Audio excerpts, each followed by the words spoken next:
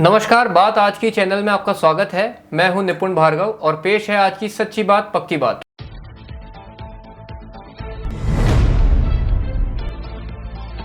Karbala की जंग का मंजर साकार, अंदरकोट में तलवारों से खेला हाई दोस्त, तारागढ़ में मनाया गया मातम।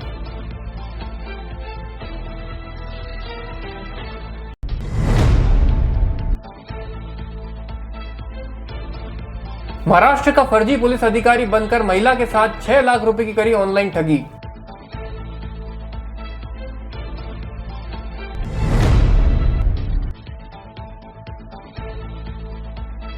भाजपा प्रबुद्ध जन प्रकोष्ठ के पदाधिकारियों ने एडीएम सिटी के घर पहुंचकर पानी भरने की समस्या का दिया ज्ञापन।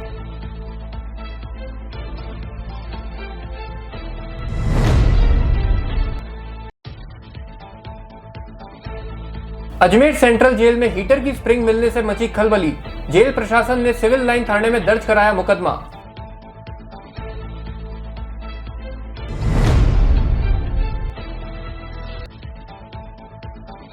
अजमेर पुलिस ने दिया ईमानदारी का परिचय, सड़क पर मिला नोटों से भरा पर्स मालिक को लौटाया।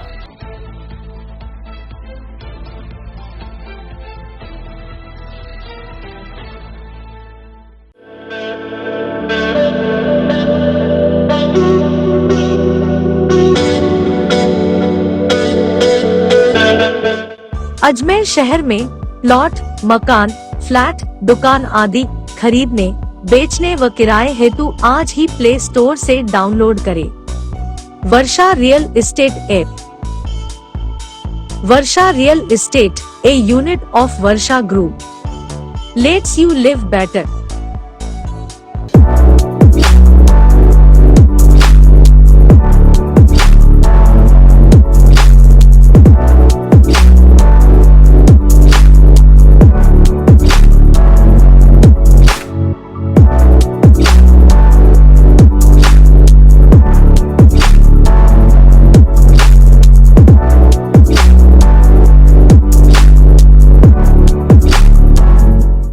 RS hospital, the name of trust, doctor Jaiprakash Kewalani के सानिध्य में सुपर स्पेशलिटी चिकित्सा सुविधाएं, ऑर्थोपेडिक सर्जरी, न्यूरो एवं spine, urology, general surgery, asthma, दमा, श्वास, टीबी, नाक कान गला और साथ ही मुख्यमंत्री स्वास्थ्य बीमा योजना के अंतर्गत निःशुल्क इलाज हेतु अनुबंधित हॉस्पिटल, 24 घंटे आपातकालीन सेवाएं, digital x-ray, pathology lab, pharmacy.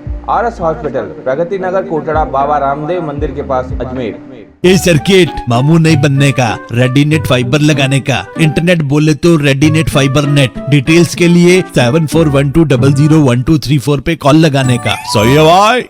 Internet बोले तो रेडीनेट फाइबर। और अब शुरू करते हैं बातों का बेहतरीन सफर। अजमेर में मुहर्रम माह की 10 तारीख पर शनिवार को अंदरकोट में ढोल नगाड़ों के साथ तलवारों से हाईदोस खेला गया। इस दौरान करबला के जंग का मंजर साकार किया गया और डोला की सवारी निकाली गई।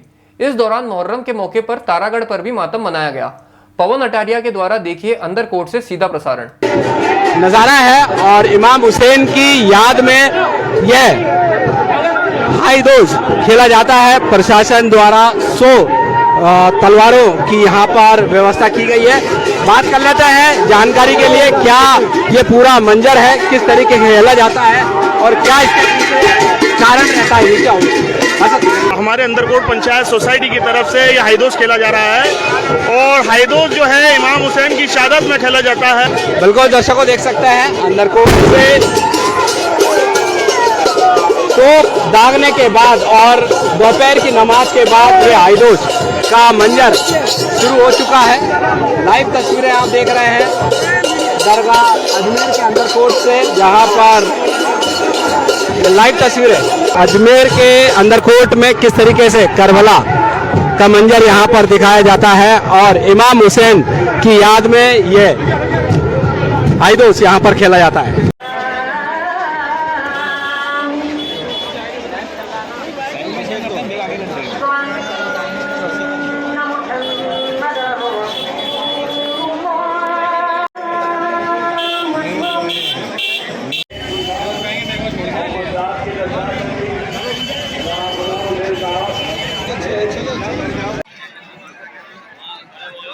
करीब 200 साल से पंचायत अंदरकोटियान अंदरकोट अजमेर की जानिब से करबला का मंजर पेश किया जाता आ रहा है और आज भी पेश किया गया है और ये पंचायत अंदरकोटियान इसका इंतज़ाम करती है और इसमें प्रशासन की तरफ से हमें 100 तलवारें मुहैया की जाती हैं और हम उन्हीं 100 तलवारों से खेलते हैं और बड़े प्रशासन के जो नियम बनाए नियम और कायदों के अनुसार हम खेलते हैं और जो तलवारें हमें वहाँ से मिलती है उन्हीं से खेलते हैं। हमें इस बार 100 तलवारों का लाइसेंस दिया गया है।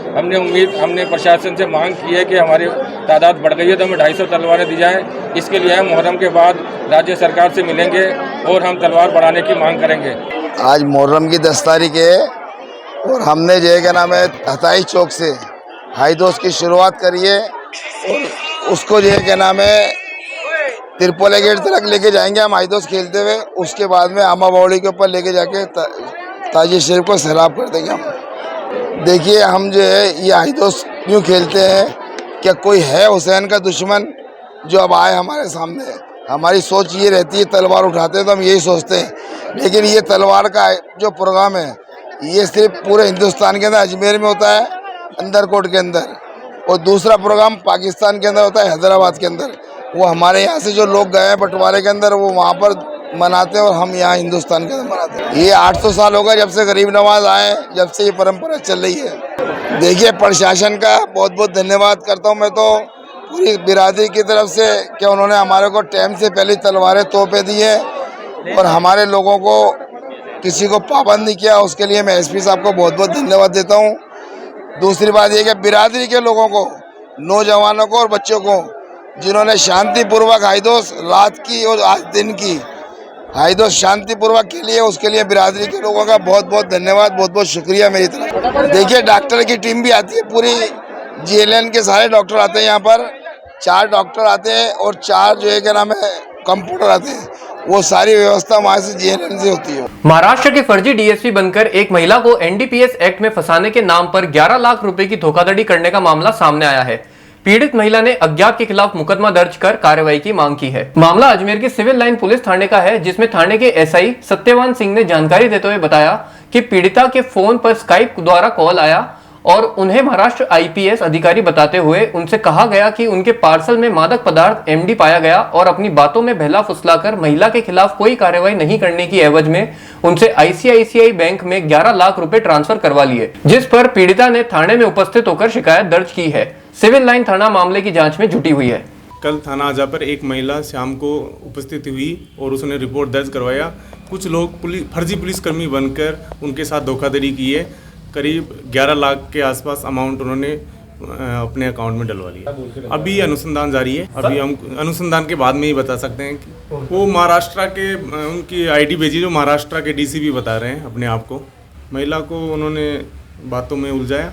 मैं महाराष्ट्र से ये IPS बोल रहा हूँ और आपका कोई पार्सल मिला है, उसमें MD मिली है और इलीगल और कुछ वस्तुएं हैं, आपको गिरफ्तार कर लिया जाएगा। फ़ोन पे कॉल आया और फिर एक स्काइप पे ऐप से उन्होंने कॉलिंग करवाया और उसके बाद नहीं एक बार में हाँ। कौन सी बैंक में सर? 420 406 34 IPC। पहले बिपरजॉय तूफान और अब मानसून की अच्छी बरसात के चलते अजमेर की फायसागर और आनासागर झील ओवरफ्लो हो गई, जिसके कारण बरसात का पानी मोती विहार, सागर विहार व आसपास के क्षेत्र में रहने वालों के घरों में आ रहा है। आज इसी समस्या के निवारण के लिए भाजपा प्रबुद्ध जन प्रकोष्ठ के संभाग प्रभारी के नेतृत्व में अतिरिक्त कलेक्टर को ज्ञापन सौंपा गया। फायसागर का ओवरफ्लो पानी बांडी नदी के माध्यम से आनासागर झील में आता है और आनासागर का पानी एस्केप चैनल से शहर से बाहर निकलता है, यानी पूरा अजमेर इन दिनों झीलों से ओवरफ्लो पानी से प्रभावित है। फायसागर का ओवरफ्लो पानी बांडी नदी के माध्यम से आनासागर झील में आता है और आनासागर का पानी एस्केप चैनल से शहर से बाहर निकलता है, यानी पूरा अजमेर इन दिनों झीलों के ओवरफ्लो पानी से प्रभावित है। भाजपा के प्रबुद्ध जन प्रकोष्ठ के संभाग प्रभारी और सामाजिक कार्यकर्ता सुभाष काबरा ने ग्रामीण क्षेत्र के विशेषज्ञों के साथ दोनों झील के ओवरफ्लो होने के बाद हाल ही में ग्रामीण क्षेत्रों का दौरा किया। उसके बाद आज अतिरिक्त जिला कलेक्टर के निवास स्थान पर समस्या के निवारण के लिए ज्ञापन सौंपा। सुभाष काबरा ने बताया कि आनासागर और फायसागर दोनों झीलों के बीच आने वाले खरखेड़ी, अजयसर, काजीपुरा, बोराज, हाथीखेड़ा, नौसर, चौरसियावास आदि गांवों में 28 नाड़ी और 4 तालाब बने हुए हैं। यह सभी क्षेत्र ओवरफ्लो हैं, लेकिन अधिकांश जल स्रोत क्षतिग्रस्त है। ऐसे में कभी भी अप्रिय घटना हो सकती है। वर्ष 2000 में अजय सर की नाड़ी टूटने से 11 लोगों की मृत्यु हो गई थी। नाड़ी का पानी इतना तेज था कि ग्रामीण स्वयं को संभाल ही नहीं सके। काबरा की टीम ने अपने दौरे की एक रिपोर्ट जिला कलेक्टर डॉक्टर भारती दीक्षित को सौंपी है। इस रिपोर्ट में आग्रह किया गया है कि फायसागर और आना सागर के बीच ग्रामीण क्षेत्रों में बने जल भराव के स्थानों की तत्काल प्रभाव से मरम्मत करवाई जाए। रिपोर्ट में आशंका जताई गई कि यदि 2 इंच बारिश हो गई तो ग्रामीण क्षेत्र के जल भराव वाले स्थान टूट सकते हैं। ऐसे में जो पानी फायसागर और बांडी नदी में आएगा उसका असर आना सागर पर भी पड़ेगा और जब आना सागर का पानी तेज गति से निकाला जाएगा तो एस्केप चैनल भी शहर भर के लोगों को प्रभावित करेगा। काबरा ने कलेक्टर को यह भी सुझाव दिया कि क्षतिग्रस्त जल भराव वाले स्थानों पर मिट्टी के कट्टे अभी से ही एकत्रित कर दिए जाएं ताकि जल रिसाव के समय कट्टों को लगाया जा सके। काबरा ने बताया कि अतिरिक्त जिला कलेक्टर ने उनकी रिपोर्ट ज्ञापन पर गंभीरता दिखाई है और संबंधित अधिकारियों को आवश्यक निर्देश भी दिए हैं। सुभाष काबरा ने प्रशासन को धमकी भरे लहजे में कहा कि अगर जल्द कार्रवाई नहीं हुई तो आने वाले समय में हजारों की संख्या में क्षेत्रवासी विधानसभा का घेराव भी कर सकते हैं। अजमेर के सेंट्रल जेल में शुक्रवार को तलाशी के दौरान प्रतिबंधित हीटर की स्प्रिंग मिलने से जेल प्रशासन में हड़कंप मच गया। इस मामले में जेल प्रशासन ने कार्यवाहक उद्योग प्रबंधक के खिलाफ मुकदमा दर्ज कर निष्पक्ष जांच करने की मांग की है। सिविल लाइन थाने के हेड कांस्टेबल सज्जन सिंह ने जानकारी देते हुए बताया कि 28 जुलाई की सुबह तलाशी के दौरान सेंट्रल जेल में कार्यवाहक उद्योग प्रबंधक नरेंद्र पवार के पास प्रतिबंधित हीटर की 1500 वॉट की स्प्रिंग मिली। यह स्प्रिंग सेंट्रल जेल में कैसे पहुंची और इस स्प्रिंग से जेल में कैदियों को क्या फायदा पहुंचाया जा रहा था, इन सभी विषयों की जांच के लिए जेल प्रशासन ने सिविल लाइन थाने में नरेंद्र सिंह पवार के खिलाफ मुकदमा दर्ज कराया है। सिविल लाइन थाना पुलिस ने जेल प्रशासन की रिपोर्ट पर कार्यवाहक उद्योग प्रबंधक नरेंद्र सिंह पवार के खिलाफ आईपीसी की धारा 42 कारागृह अधिनियम के तहत मुकदमा दर्ज कर आगे की जांच एएसआई हरी मोहम्मद को दी है। कल दिनांक 28/7/2023 को केंद्रीय कारागृह अजमेर में एक 1500 वाट की हीटर की जो स्प्रिंग है उसका मिलने का मामला सामने आया है। इसके ऊपर प्रकरण संख्या 288 दर्ज करके और हरी मोहम्मद एएसआई साहब द्वारा जांच की जा रही है। उक्त हीटर की स्प्रिंग है वो सुबह के टाइम तलाशी के दौरान मिली है। वो व्यक्ति जिसकी तलाशी ली गई है वो वर्तमान में कार्यवाहक उद्योगशाला प्रबंधक है जिसका नाम नरेंद्र सिंह पंवार है। और क्योंकि ये जो जेल में स्प्रिंग मिली है ये निषिद्ध सामग्री की श्रेणी में आती है, इस वजह से धारा 42 कारागृह संशोधन अधिनियम 2015 के तहत प्रकरण दर्ज करके तफ्तीश की जा रही है कि किसी प्रकार की मिलीभगत है या जानबूझ के लाई गई है या लापरवाही से लाई गई। बैरिक का नहीं, ये तलाशी में मेन गेट के ऊपर हाँ प्रकरण दर्ज करके अभी इसमें एफआईआर के हिसाब से तो उन्होंने नामजद रिपोर्ट दी। ये आगे अनुसंधान का विषय है, जैसे भी उचित कानूनी कार्रवाई होगी की जाएगी। कब की कार्रवाई? कल दिनांक 28/7 सुबह के बाद।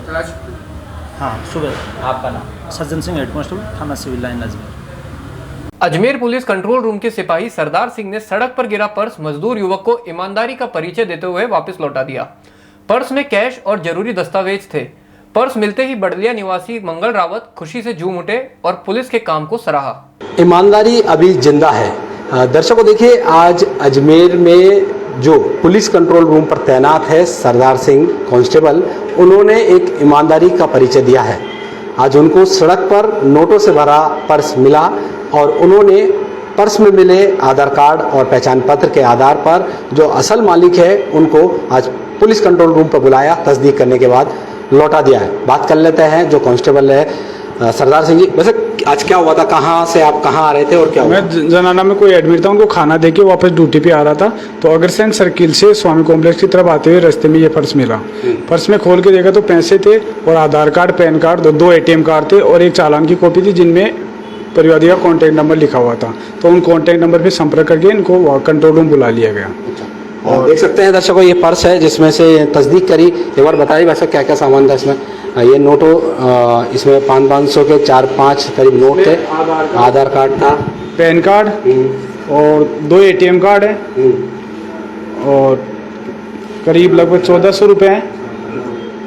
1400 रुपये हैं इसमें, ये सब चीज़ें हैं साहब। बिल्कुल दर्शकों देख सकते हैं जो सरदार सिंह जी हैं, जो असल मालिक है मंगल जी को वापस ये तस्दीक कराने के बाद ये लौटा रहे हैं। और मंगल जो एक मजदूर है उसको खोया हुआ पर्स और रकम जो खोई हुई थी वो मिल गई है, तो उसके चेहरे पर खुशी यहाँ पर नज़र आ रही है। एक बार को तो उसने सोचा था कि जो पर्स गिरा है वह अब नहीं मिलेगा, और मंगल है जो कि अपनी मम्मी का इलाज कराने के लिए कहीं अस्पताल जा रहे थे। क्या हुआ था ये पर्स खोया, कहाँ से कहाँ जा रहे थे, क्या हुआ? सर मैं वहाँ से आ रहा था, कोटड़ा से अस्पताल से आ रहा था, मैं रास्ते में पर्स गिर गया था। तो फिर मैंने चाय पीने रुकी थी, तो वहाँ पे पैसे निकाले तो पैसे नहीं, पर्स नहीं था। फिर घर पे जाके मम्मी को छोड़ के फिर गाड़ी लेके आ रहा था, वापस जा रहा था अस्पताल। तो फिर भैया का फ़ोन आया था कि यहाँ पे मेरे पास आ जाओ। अच्छा, एक बार को ये होता है पुलिस की छवि आम आदमी ऐसे सोचते हैं कि नहीं बहुत ऐसी होती है, मगर आज आपका खोया हुआ पर्स एक बार को तो आपने सोच लिया होगा कि नहीं मिलेगा। हाँ सर, लेकिन बहुत बढ़िया आदमी है सर, मिल गया। क्या कहना चाहोगे पुलिस के लिए? बहुत बहुत धन्यवाद है भैया, बहुत बहुत धन्यवाद। आप खुश हो, आप मिल गया? क्या काम करते हो सर? मैं वैसे सेटरिंग करता हूँ, वैसे छत बांधने का RCC से काम करता हूँ। अभी खुश हो, मिल गया पैसा आपका?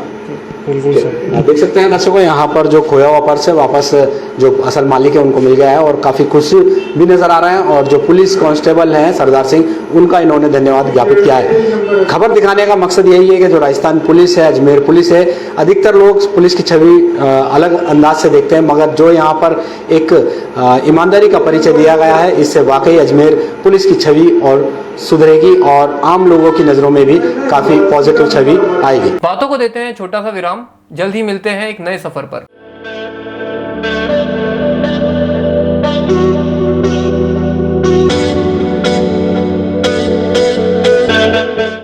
अजमेर शहर में प्लॉट, मकान, फ्लैट, दुकान आदि खरीदने, बेचने व किराए हेतु आज ही प्ले स्टोर से डाउनलोड करें Varsha real estate app.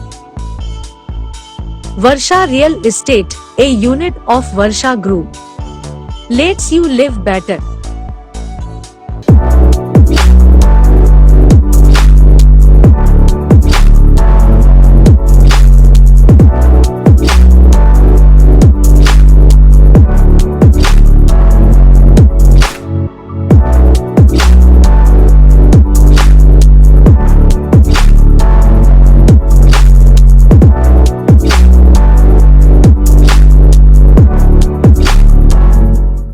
RS hospital, the name of trust, doctor Jaiprakash Kewalani के सानिध्य में सुपर स्पेशलिटी चिकित्सा सुविधाएं, ऑर्थोपेडिक सर्जरी, न्यूरो एवं spine, urology, general surgery, asthma, दमा, श्वास, टीबी, नाक कान गला और साथ ही मुख्यमंत्री स्वास्थ्य बीमा योजना के अंतर्गत निःशुल्क इलाज हेतु अनुबंधित हॉस्पिटल, 24 घंटे आपातकालीन सेवाएं, digital x-ray, pathology lab, pharmacy.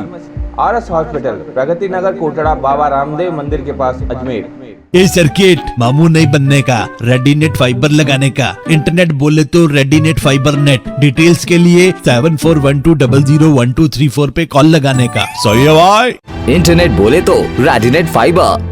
एक बार फिर आपका स्वागत है। आइए चलते हैं एक नए सफर पर। अजमेर की गंज थाना पुलिस ने सूने मकान में चोरी की वारदात करने वाले एक आरोपी को गिरफ्तार किया है। पुलिस आरोपी से उसके अन्य साथियों और माल की बरामदगी को लेकर पूछताछ कर रही है। पुलिस पूछताछ में आरोपी ने बताया कि वह स्मैक पीने का आदी है, इसलिए चोरी की वारदात करता है। आरोपी के खिलाफ पूर्व में शहर के विभिन्न थानों में कई मुकदमे दर्ज हैं। गंज थाने के ASI बलदेव राम जाखड़ ने बताया कि 27 जुलाई को रामनगर गली नंबर 4 में रहने वाले प्रेमाचंद जैन के घर चोरी की वारदात को अंजाम दिया गया था। पीड़ित द्वारा इसकी शिकायत गंज थाना पर दी गई थी। मामले में मुकदमा दर्ज कर टीम का गठन किया गया और कार्रवाई के निर्देश दिए गए थे। गंज थाने के हेड कांस्टेबल हनुमान प्रसाद ने कार्रवाई करते हुए घटनास्थल के आसपास लगे CCTV फुटेज खंगाले।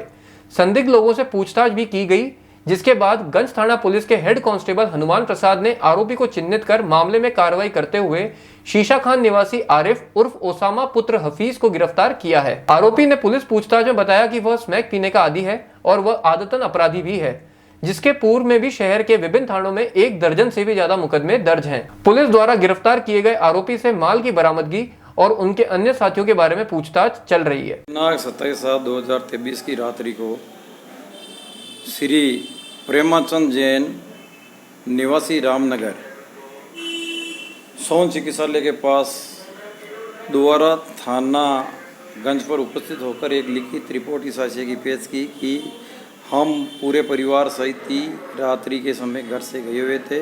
हमारा मकान सुना था, जिसमें से अज्ञात चोरों द्वारा ताला तोड़कर जेवरात वे नकदी ले गई हैं।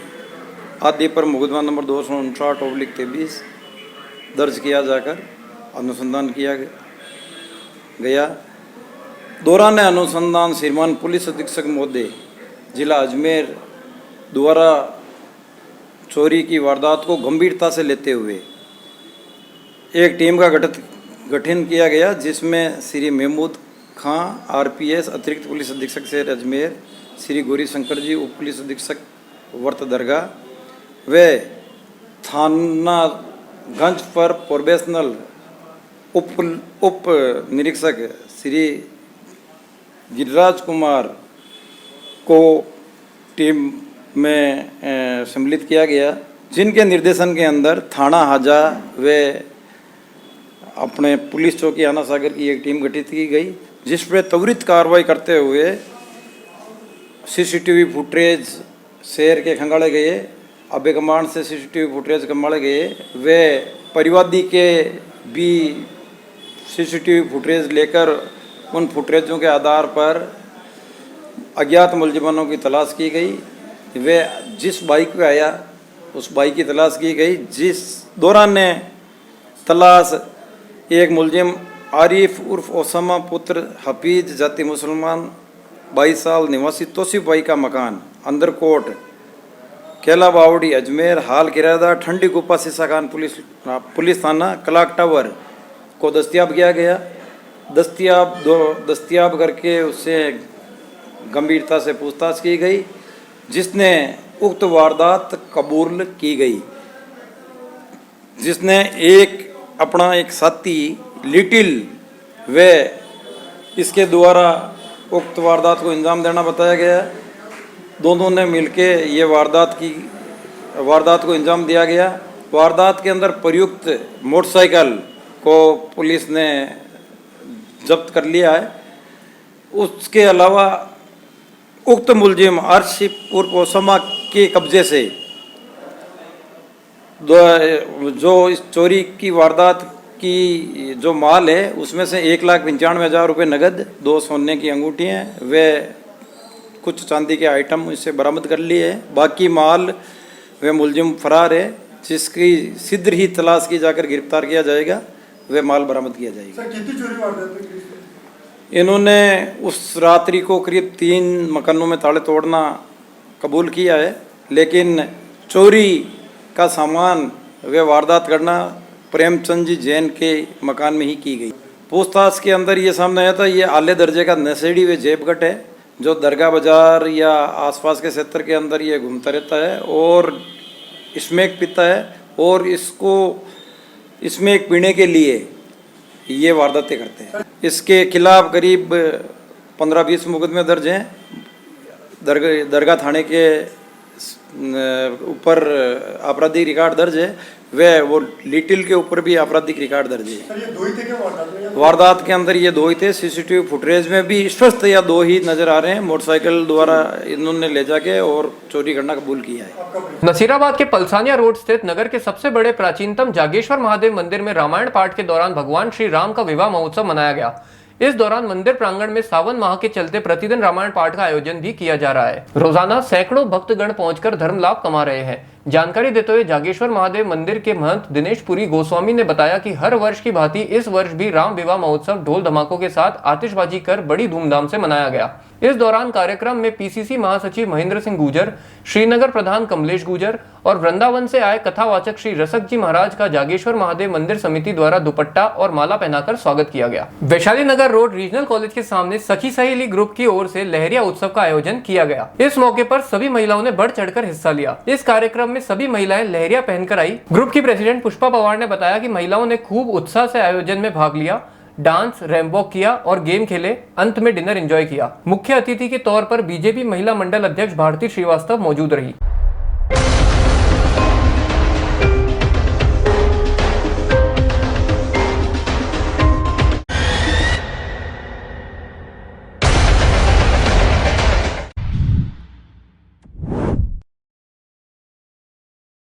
तरह पता है कि सावन के त्यौहार चल रहे हैं, सावन के त्यौहार आने भी वाले हैं और सावन चल रहा है, हरियाली है, सभी मातृशक्ति मेरी बहनें यहाँ पर सावन क्यून बनकर आई हैं। सभी ने अपना अपना नृत्य पेश किया है, यहाँ पर प्रस्तुत किया है। उसके बाद हमने यहाँ पर लेग हेवन में अलग अलग प्रस्तुतियाँ देकर इनको इनाम भी दिया गया है। और जज के रूप में मैंने यहाँ पर जिन जिन बहनें बहुत खूबसूरत सी तैयार होकर आई हैं, वैसे तो मातृशक्ति हर प्रकार से खूबसूरत होती है, लेकिन इनकी जो तैयार होके हैं उसके अकॉर्डिंग हमने यहाँ पर इनको इनाम भी दिया है। सब ने अपनी प्रस्तुति देकर और लहरिया पहनकर आई हैं और लहरिए का जो कैटवॉक भी करा है और बहुत ही अच्छा लगा है। सखी सहेली के द्वारा जो पूजा जी हैं पवार, उनके पुष्पा जी पवार के नेतृत्व में हम लोगों ने यहाँ पे, मुझे भी यहाँ पे बुलाया गया चीफ गेस्ट के रूप में। बहुत आनंद आया। इसी प्रकार ये सावन चल रहा है, सभी बहनें अपने हरियाली में आनंद लें और जाकर जगह जगह पिकनिक करें, लहरिया पहनें और भोलेनाथ के जहाँ जहाँ सेजदारें हो रही हैं भोलेनाथ को खुश करें और सभी का सुहाग बना रहे, मेरी यही शुभकामना। हम लोग जैसे सखी सहेली के ग्रुप से हैं, 4 साल से ग्रुप चल रहा है और इसमें बहुत सारी महिलाएं हैं जो हम लोग लहरिया, सावन, जैसे कृष्ण जन्माष्टमी, सारे प्रोग्राम और ये सारे आयोजन करते हैं। अभी आज हमने चीफ गेस्ट के तौर पे भारती श्रीवास्तव मैम को बुलाया है और हमने यहाँ पे फन फूड काफ़ी इन्जॉय किया है और हम लोग लहरिया सब पहन के, जैसे कि आप देख सकते हैं, कैटवॉक किया है, हम लोगों ने डांस किया है और सभी मातृशक्ति एक से बढ़कर एक तैयार होकर आई है। तो आप लोग वैसे देख सकते हैं और हमारा जो ग्रुप है उसको आप ज्वाइन भी कीजिएगा। मेरा नाम सुचिता चक्रवर्ती है, मैं इस सखी सहेली ग्रुप से जुड़ी हुई हूँ और सबसे पहले मैम का धन्यवाद करना चाहूँगी जो यहाँ अपना कीमती समय निकाल कर आई। और दूसरी बात, पुष्पा जी का भी धन्यवाद करना चाहूँगी क्योंकि उन्होंने हमें इस ग्रुप से जोड़ा और इस ग्रुप में सबको अपना टैलेंट दिखाने का भी मौका मिला है। सब, कोई वर्किंग वूमेन है, कोई हाउस होल्डर है, नॉट हाउस वाइफ, लेकिन जो घर को संभालती हैं, लेकिन उनको हाउस मेकर भी कहा जाएगा, हाउस वाइफ नहीं। और उन्होंने सब आके सबने एंजॉय किया और सबको बहुत मज़ा आया। सबकी आउटिंग हो गई, सबका चेंज हो गया, डेली एक रूटीन से थोड़ा सा चेंज। और ये सावन में ही सबसे ज़्यादा एंजॉय होता है, लहरिया पहन के अच्छे से तैयार होने का मौका मिलता है और सबको अपना टैलेंट दिखाने का मौका मिला और ये सिर्फ और सिर्फ पुष्पा जी की वजह से हुआ है। नमस्ते, मेरा नाम कोमल पवार है और आज लेक हेवन रेस्टोरेंट के अंदर सखी सहेली ग्रुप के द्वारा कार्यक्रम आयोजित किया गया है सावन उत्सव का।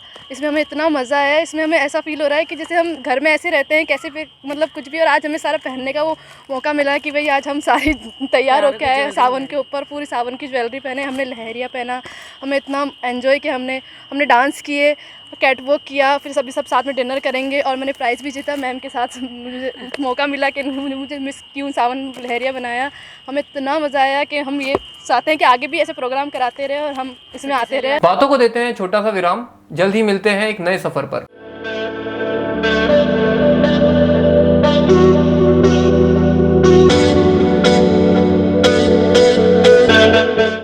अजमेर शहर में प्लॉट, मकान, फ्लैट, दुकान आदि खरीदने, बेचने व किराए हेतु आज ही प्ले स्टोर से डाउनलोड करें Varsha real estate app. Varsha real estate, a unit of Varsha group, let's you live better.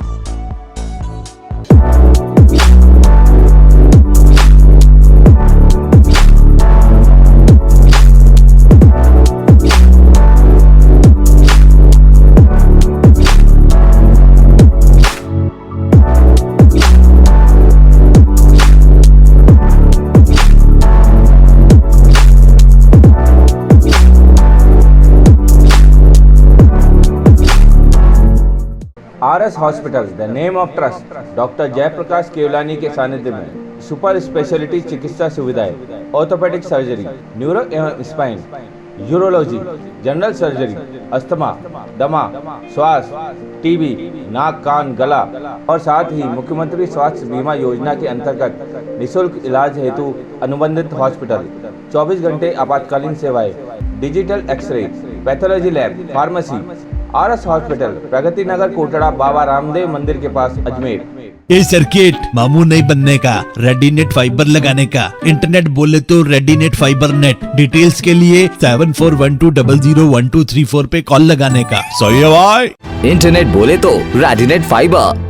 एक बार फिर आपका स्वागत है। आइए चलते हैं एक नए सफर पर। अजमेर में जवाहरलाल नेहरू अस्पताल में ठेका सफाई कर्मचारियों ने अपनी 2 महीने की सैलरी और 18 महीनों का पीएफ सहित कई मांगों को लेकर शुक्रवार से अनिश्चितकालीन धरना प्रदर्शन का आगाज किया। भारतीय सफाई मजदूर संघ के बैनर तले कार्मिकों ने ठेकेदार पर आरोप लगाया कि वह सफाई कर्मचारियों को 2 माह का वेतन नहीं दे रहा, साथ ही 18 महीने का पीएफ भी नहीं दिया गया है।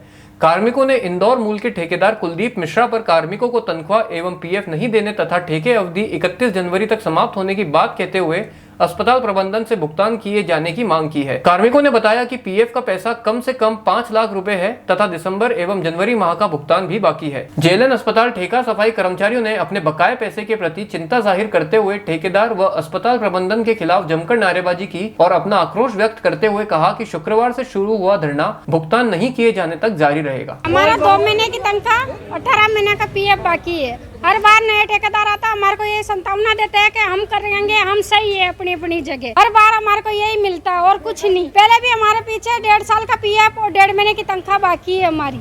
4 साल से हम यूं ही जूझते आ रहे हैं, हम हमारी स्तर यूं ही चलती आ रही, बस कुछ नहीं मिलता हमारे को, कोई अधिकार नहीं है हमारा, कुछ नहीं है। जब भी देखो जब भी हमारे को ये आश्वासन देते हैं कि भाई करेंगे आपका होएगा, हम करेंगे, हमारे पे विश्वास करके देखो, कोई विश्वास कुछ नहीं मिलता आज तक हमारे को। हमारा पीएफ और तनख्वाह दोनों चाहिए तो हम नए ठेकेदार के साथ काम करने के लिए तैयार। कुछ नहीं आया, हमने देखा तक नहीं उनको, उसका असिस्टेंट है बस उसी को देखा हमने, उसको आज तक नहीं देखा हमने। इसलिए हमारे को तो हम तो यही चाहते हैं हमारा रुका हुआ पीएफ और तनख्वाह, और ठेकेदार ने जैसे हमारे को ये बोल रहे हैं कि हम करने के लिए तैयार है पर पीएफ नहीं देंगे। पीएफ मिलेगा, तनख्वाह मिलेगी तभी हम काम करेंगे, नहीं तो नहीं करेंगे। 2 दिन हो गए हमारे को स्ट्राइक लेते हैं, उन्होंने हमारे को यही आश्वासन दिया कब भाई हम आना पहले वहाँ बात करेंगे, क्योंकि आने वाले ठेकेदार की रिस्पॉन्सिबिलिटी होती है तो भाई वो देगा, आने वाले जो पीछे चुकता है वो चुकाएगा, उसके अलावा हम नहीं करेंगे। उन्होंने हमारे को बोला हम आगे कार्रवाई उनसे पूछ के ही करी जाएगी, नहीं तो नहीं करेंगे हम। भैया हमारे को तनख्वाह नहीं मिल रही 2 महीने से, ना पीएफ मिल रहा है, 2 साल होगी इसका, और अगले ठेकेदार आया था उसका भी 1.5 साल का पीएफ और 1.5 महीने की तनख्वाह।